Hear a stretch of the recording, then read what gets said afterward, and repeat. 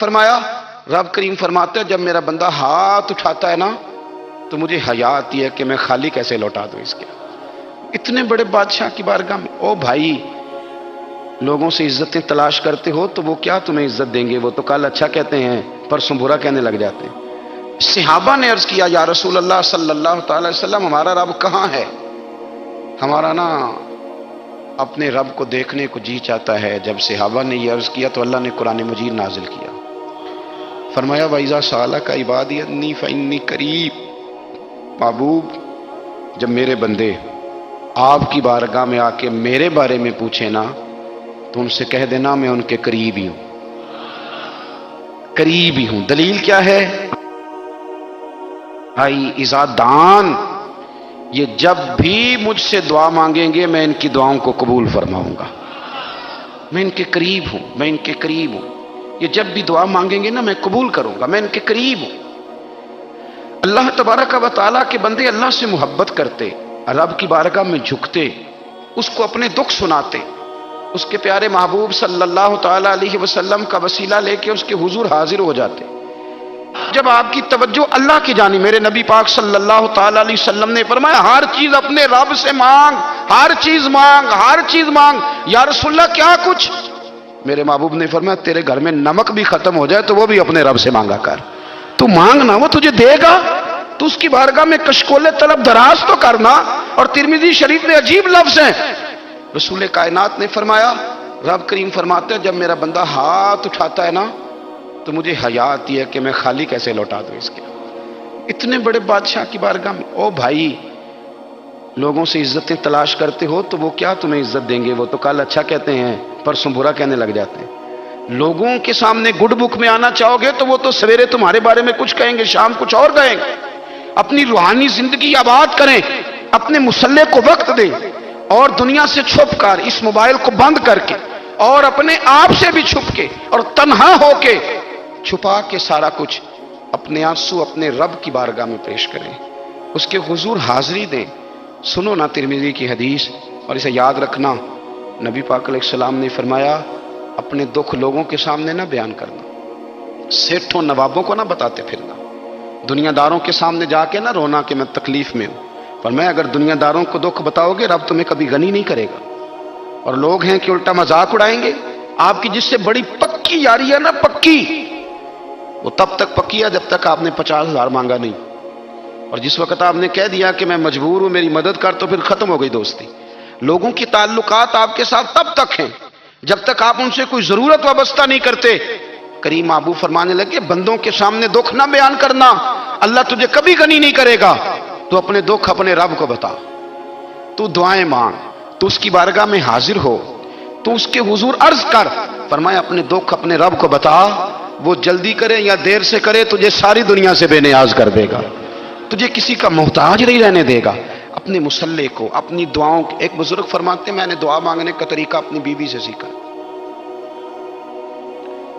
دعا مانگنے کا طریقہ اپنی، سیکھنے والے تو اپنے بچوں سے بھی سیکھ لیتے ہیں، سیکھنے والے تو ہر ایک سے سیکھتے ہیں. وہ کہتے ہیں میں نے دعا مانگنے کا سلیقہ اپنی بیوی سے سیکھا ہے. حضرت وہ کس طرح؟ فرمانے لگے میری بیوی نے نا مجھے کوئی کام بتایا، کچھ پیسوں کی ضرورت کے لیے کہا، تو میں نے اسے کہا کہ بھئی ابھی میرے پاس نہیں ہے، کچھ دنوں میں آتے ہیں تو میں دے دوں گا. عورتوں کی عادت ہوتی ہے وہ بار بار یاد کراتی ہیں. 2-4 دنوں کے بعد پھر اس نے کہا حضرت وہ میں نے کہا تھا کچھ پیسے، میں نے اسے کہا کہ ابھی میرے پاس نہیں ہے، کچھ دنوں میں ملتے ہیں تو میں تمہیں دے دوں گا. اس نے کچھ دنوں کے بعد پھر کہا حضور وہ میں نے کچھ پیسے کہے تھے. فرماتے میں نے ڈانٹ دیا، میں نے کہا کہ کیا تو روز مجھے شرمندہ کرتی ہے، کہا نا میرے پاس نہیں ہے، ہوں گے تو دے دوں گا، تو روز یاد کراتی ہے. فرماتے ہیں اس نے پہلے تو میری ڈانٹ کو سہا، پھر میرے سخت جملوں نے اس کی آنکھوں میں آنسو پیدا کر دیے، پھر اس نے اپنے آنچل میں اپنے اس دکھ کو سمیٹا، اور پھر اس نے ایک جملہ کہا تو میں رو پڑا اور مجھے اپنے رب سے مانگنے کا طریقہ آ گیا. مجھے کہنے لگی حضرت جی آپ نے ڈانٹ دیا میں نے سہ لیا، پر آپ ہی میرے شوہر ہیں، بتائیں نا آپ سے نہ کہوں تو میں کس سے جا کے کہوں. فرماتے ہیں میں رو پڑا اور میں کھل کے رویا اور میں تڑپ کے رویا اور پھر میری سسکیاں بند گئیں. تو مجھے کہنے لگی آپ کو کیا ہوا؟ میں نے کہا مجھے بھی دعا مانگنی آ گئی ہے. جب میں اسے کہوں گا نا اللہ تو ہی میرا رب ہے، میں تجھ سے نہ کہوں تو میں کس سے جا کے کہوں؟ میں کیوں کسی بندے سے سوال کروں؟ میں کیوں کسی دنیا دار سے کہوں؟ میں تیرے بندوں کا، نیک بندوں کا وسیلہ لے کے، تیرے محبوب کی غلامی لے کے تیری بارگاہ میں آیا، تجھ سے نہ مانگوں تو کس سے مانگوں؟ سمجھ آ گئی ہے؟ جب میں اس رنگ میں مانگوں گا تو پھر رب میرے اوپر بڑا ہی فضل فرمائے گا، وہ میرے اوپر بڑی رحمت کرے گا، وہ میرے لیے آسانیاں کرے۔ عزیز دوستو، ہم اس طرح کرنے لگ گئے ہیں کہ ہم نے نا اپنے تعلقات پر اعتماد کرنا شروع کر دیا ہے۔ میرے تعلقات بہت ہیں، ہم نے اپنی دولت پر اعتماد کرنا شروع کر دیا ہے، میرے پاس دولت بہت ہے، ہم نے اپنے علم پر، اپنی شہرت پر اعتماد کرنا شروع کر دیا ہے کہ میرے پاس فلاں چیز بہت ہے۔ یاد رکھنا، جب بے نیاز اپنی صفت بے نیازی دکھاتا ہے تو بڑی بڑی دولتوں والے مجبور نظر آتے ہیں۔ بھائیو، جب انسان کا رشتہ اپنے مالک کے ساتھ ہوتا ہے پھر تو غم بھی کچھ نہیں کہتے، پریشانیاں بھی کچھ نہیں کہتی، پھر تو زندگی صبر والی، پھر تو زندگی توکل والی، پھر تو زندگی بھروسے والی، پھر انسان اپنے آپ کو رسوا نہیں کرتا، دنیا داروں سے امیدیں اس کی ختم ہو جاتی، امیدیں اللہ رسول سے لگا لیتا ہے، مضبوط ہو جاتا ہے، مضبوط، طاقتور ہو جاتا ہے، خوددار ہو جاتا ہے، باوقار باعزت ہو جاتا ہے۔ حضرت بہلول دانا رحمت اللہ علیہ بیٹھے تھے تو ہارون رشید حج کر کے آ رہا تھا، تو رستے میں حضرت شیخ سے ملاقات ہو گئی تو السلام علیکم کے بعد کہنے لگا، حضور کوئی حکم ہو تو بتائیے گا۔ تو حضرت بہلول دانا فرمانے لگے، تیرا رب کون ہے؟ اس نے کہا اللہ۔ تو فرمایا میرا کون ہے؟ کہا اللہ۔ فرمانے لگے تو بڑا ہی بیوقوف ہے، کیا تو یہ سمجھتا ہے کہ رب ہارون رشید کو تو دے گا اور بہلول دانا کو بھول جائے گا؟ تیرا بھی وہی رب ہے، میرا بھی وہی رب ہے، اس نے اگر تجھے دے کے آزمایا ہے تو ہو سکتا ہے مجھے نہ دے کے آزما رہا ہو، جب اس کی حکمت کے تقاضے ہوں گے تو عطا کرے گا اور دے گا، تو جا اپنا کام کر۔ بھائی، اپنی روحانی زندگی، اپنی عبادات، اپنے وظائف، اپنے روزمرہ کے معاملات، اپنی دعائیں، اپنا استغفار، دیکھو مشکل کام تو نہیں، 2 رکوع ہیں سورہ واقعہ کی اگر رات کو پڑھ لی جائے تو۔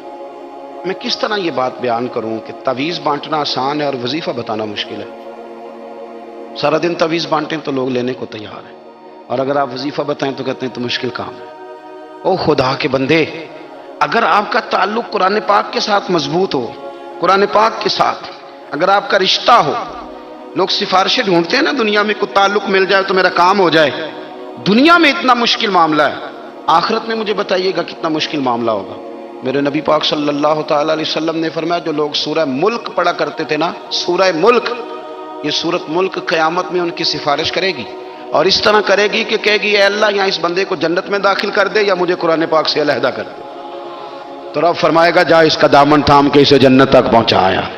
آپ بات کو سمجھیں، جب آپ کے تعلقات اپنے معاملات کے ساتھ مضبوط ہوں گے، یہ نبی کریم نے وعدہ کیا ہے کہ تو سورت واقعہ پڑھ، تیرے گھر میں فاقہ نہیں آئے گا۔ حضرت عبداللہ ابن مسعود رضی اللہ تعالیٰ عنہ بیمار تھے تو حضرت عثمان غنی رضی اللہ تعالیٰ عنہ تیمارداری کے لیے تشریف لے گئے اور جا کر کے کہا کہ آپ بڑے بیمار ہیں، آپ کی بیٹیاں زیادہ ہیں، میں چاہتا ہوں کہ خزانے میں سے کچھ مدد کروں۔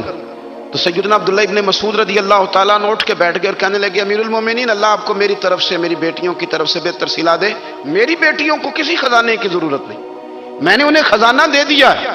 کہا جناب آپ نے کون سا خزانہ دیا ہے، میں آپ کے مالی معاملات کو جانتا ہوں۔ تو فرمانے لگے، امیر المومنین، میرے نبی کریم نے فرمایا ہے جو سورت واقعہ پڑھے اسے کبھی فاقہ نہیں آتا، میں نے بیٹیوں کو یاد کرا دی ہے، یہ خزانہ میں نے انہیں دے دیا ہے۔ وہ سارے والدین سنیں جو بیٹیوں کے لیے پریشان رہتے ہیں، حضرت عبداللہ ابن مسعود نصیحت کر رہے ہیں، فرمانے لگے میں نے سورت واقعہ یاد بھی کرا دی ہے، پڑھنے کی عادت بھی ڈال دی ہے، حضور نے فرمایا ہے جو سورت واقعہ پڑھے اسے فاقہ نہیں آتا۔ کہنے لگے چاند تو اپنی جگہ چھوڑ سکتا ہے، سورج گر سکتا ہے، تارے ٹوٹ سکتے ہیں، پر مدینے والے رسول کی بات غلط نہیں ہو سکتی۔ حضور نے فرمایا فاقہ نہیں آئے گا تو انشاءاللہ کبھی بھی نہیں آئے گا۔ کرنے کا کام یہ ہے کہ ہم اپنے معاملات، اپنی عبادات، اپنی دعائیں،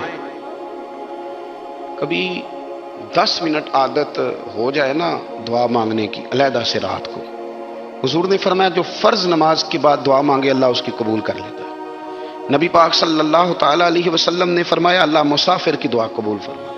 حضور نے فرمایا اللہ مظلوم کی دعا قبول فرماتا ہے۔ حضور نے فرمایا بیمار سے دعا کراؤ اللہ اس کی دعا قبول فرماتا ہے۔ میرے نبی پاک نے فرمایا ماں باپ جب بھی اولاد کے لیے ہاتھ اٹھائیں، ویسے تے بلے شاہ تو آسمانی اڈ دیاں ہی پھڑ دیں، जेड़ा घर बैठा उन्होंने बढ़िया ही नहीं। हुजूर फरमाने लगे माँ बाप जब भी औलाद के लिए दुआ फरमाएं अल्लाह उनकी दुआ को कबूल करता है।